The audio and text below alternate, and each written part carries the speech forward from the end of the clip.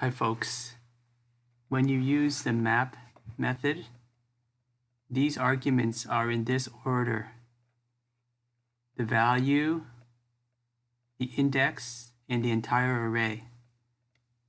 So the value, you can call these whatever you want, but the order that it's in is the value, which is each individual value one by one. This value, this value, this value, this value, this value, and then index, this index, this index, this index, this index, this index. In this case, the index is 0, 1, 2, 3, 4. The value is 1, 2, 3, 4, 5. The array is like this entire array. You'll see that in my output. I'm console.logging the value, the index, and the array. Same here. I'm console.logging the value, index, and array, value, index, and array. And I'm returning just the value, returning just the value.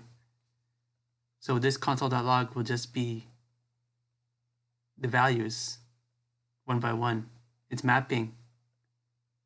Basically, it's just copying this array into it's the same array, because for this, when I'm here, it takes that value. When I'm here, it takes that value. When here, it returns that value. Here, returns that value. Here, returns that value. So it step by step builds the same array. That's why when I get here the result,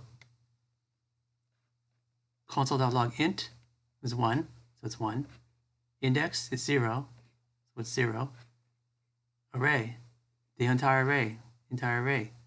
I move on to here, the 2. 2 is the value. Int is the value. 2's here. Index is 1, 0, 1, so it's 1. And then the full array, full array.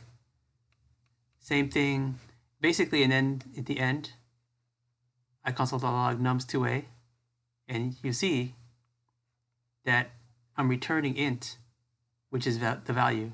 So it just builds it one by one. 1, 2, 3, 4, 5. Here's the same thing, except int was kind of for integer.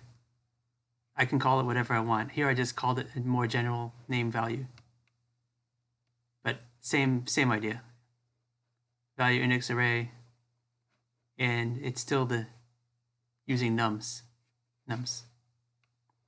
But yeah, so you see the bottom line is the 3 arguments are the value of the item one by one, the index of them, and the entire array.